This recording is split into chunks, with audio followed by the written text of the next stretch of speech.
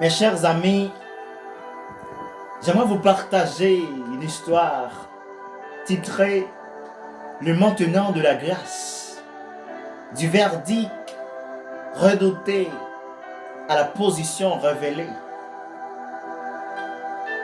Il y a une histoire profondément bibliocentrique.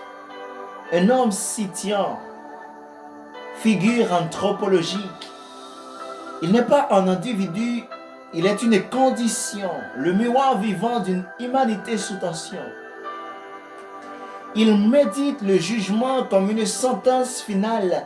Il pense le châtiment en termes juridictionnels. Pour lui, Dieu est juge, la vie est procès. Et l'issue se résume à perdre ou confesser. Dans sa douleur ontologique, il s'interroge. Quelle est la finalité de l'existence qui s'égare? Que dois-je faire pour échapper à la colère? Que dois-je faire pour recevoir le salut salutaire? Mais l'esprit ne le conduit ni vers l'effort, ni vers la fuite. Il l'oriente vers le texte, là où la vérité s'écrit. Une épître se dévoile, danse rigoureuse. Une phrase courte, mais théologiquement vertigineuse. Dans le livre de Romains, chapitre 8, le verset 1er. Il n'y a donc maintenant aucune condamnation pour ceux qui sont en Jésus-Christ. Le mot donc suspend son raisonnement. Le mot maintenant fracture le temps. Il croyait que le jugement était binaire, condamné ou acquitté selon un critère. Mais le texte déplace le centre de gravité. La question n'est pas qu'as-tu fait, ni même as-tu peur d'être jugé, mais où te situes-tu ontologiquement? Car la condamnation n'est pas un sentiment, c'est une statue. Et le salut n'est pas une émotion, c'est une position. Être en Christ n'est pas une figure métaphorique pieuse, c'est une réalité unionnelle, sérieuse.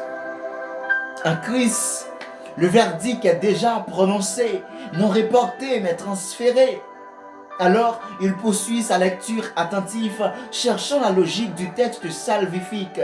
Et plus loin, une autre vérité s'impose, non comme une option mais comme une cause. Romains 10, le verset 9. Il comprend alors la plus grande vérité.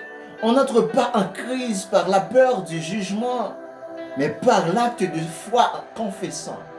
Croire du cœur, dimension antérieure. Confesser de la bouche, dimension extérieure. La foi est invisible, la confession l'incarne. L'une sans l'autre reste théologiquement incomplète. Il confesse donc, Jésus est Seigneur. Autorité reconnue. Dieu l'a ressuscité, victoire absolue. Et dans cet acte simple, mais total, il change de règne, il change de tribunal. Dès ce jour, il ne vit plus sous la menace du si, mais de la certitude du maintenant accompli. Sa vie devient christocentrique par position avant même d'être transformée par action.